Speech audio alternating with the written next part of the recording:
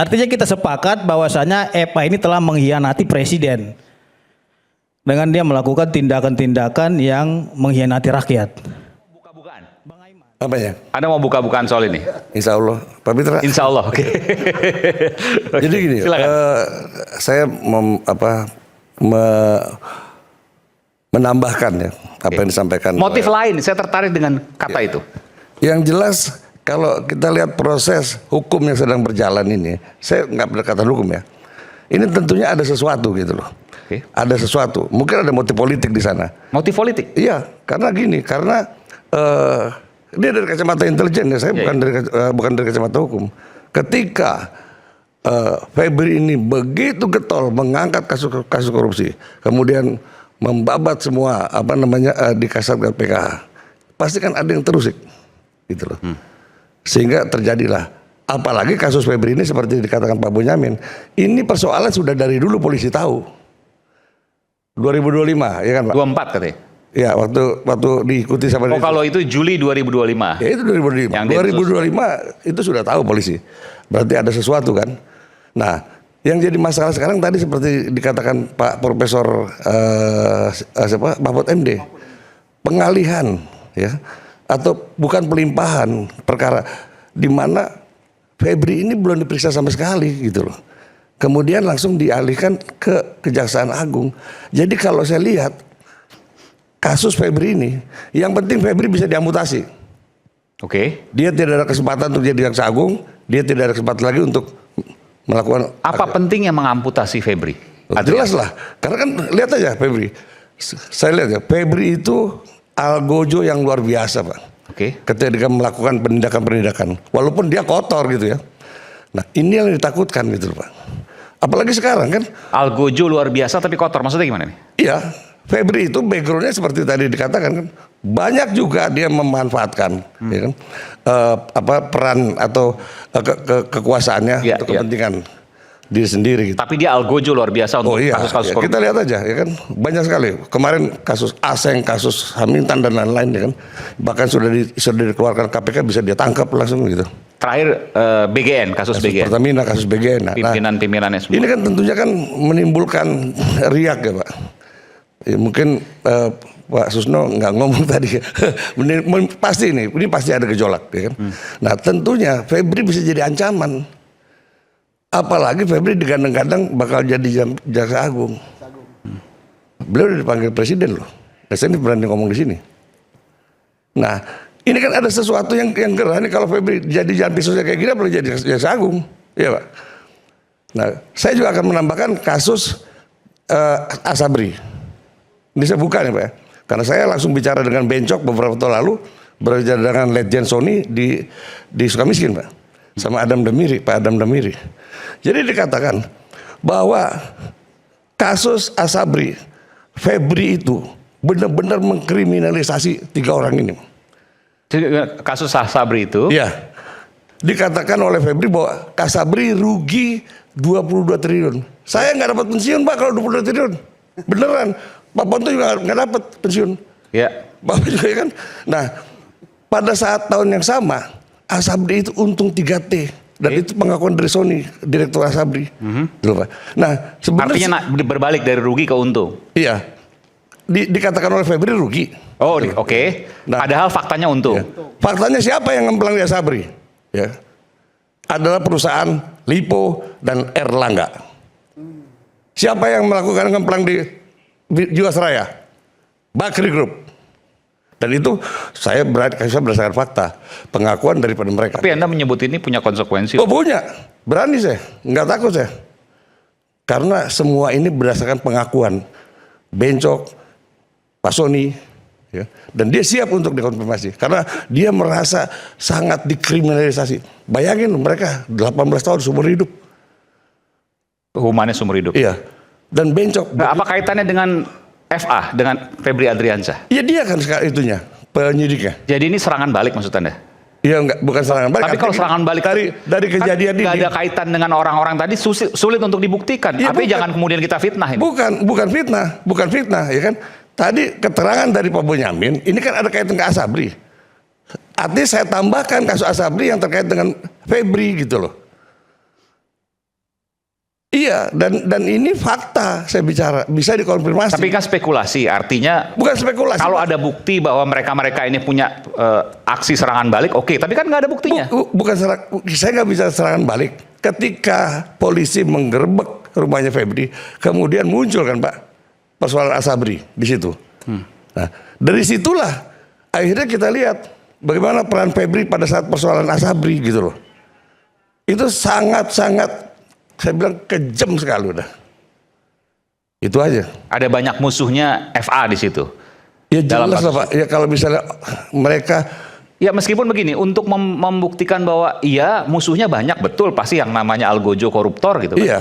Tapi bahwa apakah koruptor itu melakukan serangan balik kan harus ada bukti. oh enggak, saya nggak bicara serangan balik koruptor.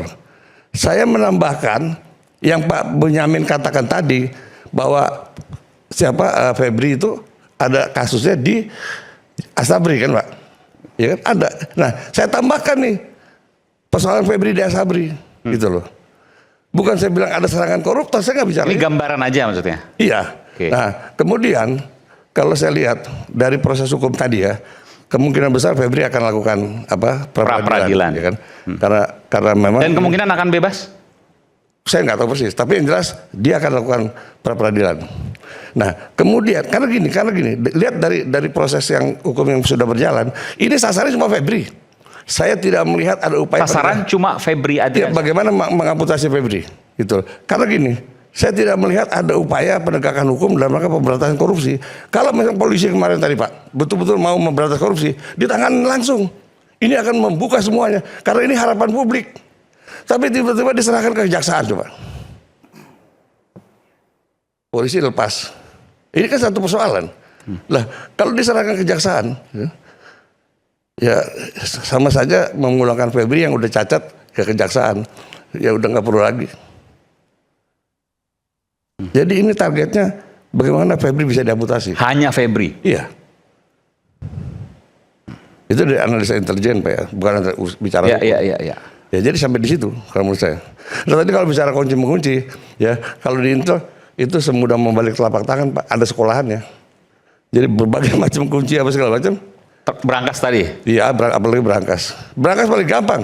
Berangkas paling gampang? Iya, ketimbang kunci motor.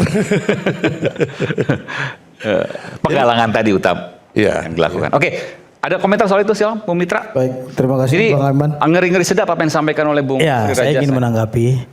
Yang Meskipun pertama, soal kebenarannya saya sendiri, ya, apa terlalu jauh untuk kemudian berspekulasi? saya kira keterangan Jangan sampai daripada acara ini menjadi fitnah. Iya. Saya kira yang disampaikan oleh Bang Sri itu keliru. Karena apa? Kalau memang sasarannya hanya Febri, hari ini kita lihat tersangkanya ada 2. Jadi kalau dibilang Febri ini adalah Algojo, pertanyaannya kenapa dia mengkhianati rakyat? Kalau dibilang banyak musuh-musuhnya, kalau dia bersih, rakyat akan bersama-sama dia. Tapi persoalannya dia hianati amanah yang diberikan rakyat kepada dia untuk memberantas korupsi. Saya nggak bilang Febri bersih Pak, itu aja. Iya, artinya Algojo banyak yang ingin memusuhi dia, kan begitu? Ya nggak Algojo dalam arti kata. Iya, terlepaslah dia Algojo, tukang bantai dan lain-lain, tapi dia sendiri nggak bersih, kan begitu? Ya, memang nggak ada yang bilang dia bersih. Iya. Tapi dia artinya- banyak musuhnya menurut Pak Sri itu. Ya jelas lah. Oke. Artinya kita sepakat bahwasanya EPA ini telah mengkhianati presiden dengan dia melakukan tindakan-tindakan yang mengkhianati rakyat. Bang Aiman, yang pertama saya ingin mengapresiasi Kortas Tipikor ya. Ini sebenarnya kasus ini dari 8 Mei 2024. Oke. Ya. 2 tahun persis itu. Iya, sudah tahun lebih diikuti bahkan. dan sudah dimonitor terus, kan begitu. Jadi ini kasus diselidiki juga- dari 8 Mei 2024. Iya, jadi kasus ini Anda punya data valid soal itu ya? iya, jadi kasus ini nggak segampang apa yang kita pikirkan. Jadi Kortas Tipikor juga sangat hati-hati betul dalam menangani kasus ini. Oke. Karena apa? Karena di sini yang ingin ditelusuri itu dalam 3 kasus besar itu ada keterlibatan daripada aparat penegak hukum, seorang ahli hukum, kan begitu. Jadi kalau memang Kortas Tipikor kemarin tidak buru-buru mengamankan itu barang bukti dan 74 kg emas, saya kira itu akan hilang secepat kilat. Makanya mereka ini mengawasi dan memonitor kasus ini sudah 2 tahun. lebih. Itu harus kita apresiasi kinerja luar biasa daripada penyidik Kortas Tipikor dan bekerja sama dengan Polda Metro Jaya. Yang menjadi persoalan adalah saya ingin jawab daripada keterangan Bang Sri tadi, kenapa berkas ini dilimpahkan kepada Kejaksaan Agung, kan begitu. Jadi di dalam undang-undang tentang kejaksaan, di dalam pasal 8 ayat 5 itu dikatakan untuk pemeriksaan, pemanggilan, ya, penahanan dan tersangka harus izin Jaksa Agung. Jadi dilema juga nih Polri. Ya, kalau seumpamanya Polri tidak menyerahkan kepada kejaksaan, Nggak bisa ngapa-ngapain. wah, undang-undang mengatakan harus izin dulu ke Jaksa Agung. Kamu Walaupun siapa? proses penyelidikan dan penyidikannya di kepolisian. Itu bunyi perintah undang-undang kejaksaan. Ya kalau memang Anda keberatan silakan judicial review pasal 8 ayat 5 undang-undang kejaksaan. Enggak mesti harus minta persetujuan terlebih dahulu kepada Jaksa Agung. Maaf Bung Mitra, sudah Iya. diuji di Mahkamah. Oke, sudah diuji. Saya tahu Dan putusan putusannya MK nomor MK 67. Putusan mengatakan bahwa kalau pidana khusus maka tidak perlu izin Jaksa Agung. Yes. Udah. Itu kan pengecualiannya. Ini pidana khusus. Lah itu mak kursi kan pidana khusus. Iya, enggak, tunggu dulu. Saya kan belum selesai nih Oke, oke. bicara. Makanya biar saya ingatkan. Tolong jangan dipotong dulu. Saya kan masih menjelaskan di sini. Oke. Putusan MK nomor 67 itu ada beberapa pengecualian. Kan gitu. Yang pertama tindak pidana khusus, ya. Yang kedua adanya Ini disebut khusus ini. bukti permulaan yang cukup, ya, kasus korupsi kayak Korupsi gini, khusus, ya. oke. Bukti permulaan yang cukup, 2 alat Iya, iya, bukti, betul. kan begitu. Dan dikhawatirkan si pelaku tersebut menghilangkan barang bukti. Itu poin-poin daripada putusan MK nomor 67 tadi. Hari ini banyak yang mempersoalkan antara penanganan yang dilakukan oleh Polri dengan tersangkanya itu adalah mantan Jampitsus. Orang menganggapan bahwasannya ini adalah perang bintang. Dan ini perang institusi. Ini juga yang harus dijaga oleh Polri. Jangan sampai orang menganggapan, oh ini adu kuat nih antar institusi. Padahal tidak. Yang dibantai itu adalah oknum. Yang kata netizen itu adalah maling teriak maling. Artinya dia memberantas korupsi padahal yang bersangkutan juga melakukan perbuatan tercela.